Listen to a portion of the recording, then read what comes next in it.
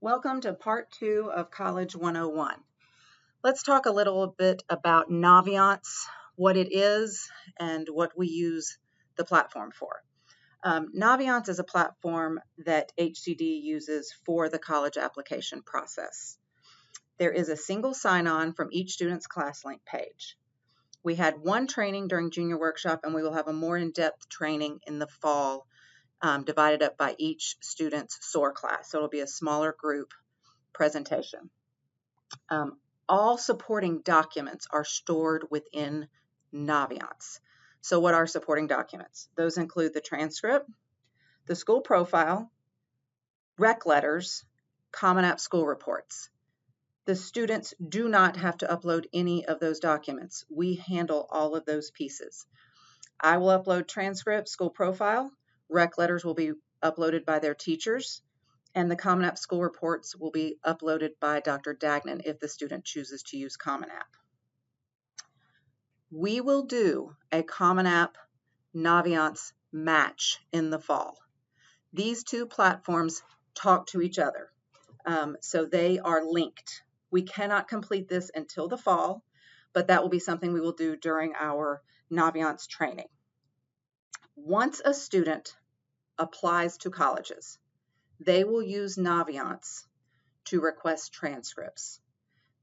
We will go over all of this training with students, but they will have entered the colleges they plan to apply to. Once they have done their part, submitted their application, paid the fee, used a fee waiver, they must request a transcript through Naviance. Transcript requests tell us that the student has applied. We will complete their file with each colleges by sending all supporting documents. It is critical that students submit application before they request a transcript. We will probably go over this with students 100 times within the next few months. They need to apply first, then request transcript. Whether you're using Common App or applying directly through the institution, they have to use Naviance to request the transcript. A college file will not be complete without the supporting documents that we submit. Within Naviance, students will indicate whether they plan to apply with Common App or if they plan to apply directly through the institution's website. Ms. G will go over this in more detail in part 3. I just want to be sure students know that they will make a selection. They can always change that in Naviance. If they decide not to use Common App, we can walk them through that step. The other thing they will select in Naviance is the application type. This is really more of a getting on the same page with the student. They will have several options. I will go through each of these options. I just want to go ahead and say at the beginning, just because a student chooses an option doesn't mean they're guaranteed that option. For example, if they say, I am applying priority, and the priority date is November 1. If the student does not apply till November 2nd, they will lose the priority status. So it is a way for us to understand what their intentions are, but they have to meet those deadlines for the application type to be official with each university. So let's go over these application types. There's a rolling admission. UTC is an example of that. This is where as the student applies, they are making decisions. So you may apply right when it opens, let's say August 15th. You might have a decision by August 20th. They will be making admissions decision as applications are coming in. There's another type where they do it by release dates. Auburn is a good example of release dates. They will say if you apply by September 5th, you will have an answer by October 5th. If you apply by October 5th, you will have an answer by November 5th, and so on. Those will be listed clearly on their websites. There is regular decision. Lots of schools offer what's called regular decision. It's usually a little later in the application process, but two of my favorite options are kind of interchangeable words. Priority. There's priority and there's early action. UTK is an example of priority deadline. If a college offers priority or early action, we always encourage a student to use that option. The reason for that is oftentimes that opens up doors for honors colleges, for you get first in line for summer orientation, first in line for housing, first in line for scholarships. So if there is a priority deadline, that is what we aim for. For UTK, priority deadline is November 1. The last type of application type I'm going to talk about is early decision. Early decision is contractually binding. What that means is there is a contract that the student signs, the parent signs, and Dr. D signs.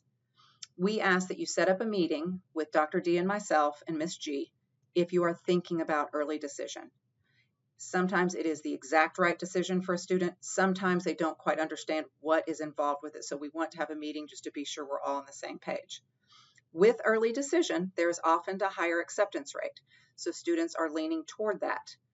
Early decision is something you can only pick one time, and not all schools offer early decision. It is usually reserved for the more highly selective colleges. The drawback with early decision is if you get admitted, which is great, you are confirming that you are going. We now have to withdraw every other application you have begun. At that point, you do not know the financial aid package. So let's say you've applied to Vanderbilt early decision. You find out in December you have been admitted. We now have to go to UTK, Alabama, Auburn, and withdraw our applications. That means any shot of any scholarship or financial aid from those institutions are now gone because we have withdrawn our application. You get the financial aid package from Vanderbilt in February, and you can't afford it. So what do we do now?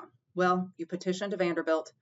They will more than likely let you out, but the problem is now we are behind the 8 ball with applying, and we're starting all over, and we've missed scholarship deadlines for most state institutions. So that's why we want to be sure that parents understand, students understand. So we do require a meeting with Dr. D, Ms. G, and myself to be sure everyone understands exactly what ED means, and we want to be certain it's the right choice for you. Students often ask how many applications they should complete. An average in our building is 3 to 5 applications. We try to encourage students to always apply to at least one college that they know they can get into, they know they can afford, and they know they will enjoy. It would also be great if they could try to get one application done before Labor Day. This helps build confidence and takes away the fear factor they have with the whole process. Most state schools will list admission and scholarship requirements on their website, so guesswork is removed. We say always have a safety, a pretty certain, and then a reach. You are not committed to going to any of these schools by being admitted. You get to make the decision after you see financial aid packages from each university. I'm going to end with one tip to parents. Please, please do not call colleges for your students. I know you're well-intended, but too often a parent will start that conversation and end up admitting they've completed the application themselves. And reps have called us and asked specifically, do you think this student completed the application, or is their parent doing this for them? So please remember, you can call colleges if it's about money. If it's anything else, please send them to the fishbowl. I know students do not love making phone calls. We will put them on speaker. We will begin the conversation. We will be with them the whole time, so we will make sure they are comfortable and are asking the correct questions. So please encourage your students to come to the fishbowl for any phone calls that need to be made to the admission office. We are happy to help, and we want to support them in that role. I hope this information and tips have been helpful. Ms. G and I are always available for any kind of phone call, or if you want to have a one-on-one session, just email us. We can get it on the calendar.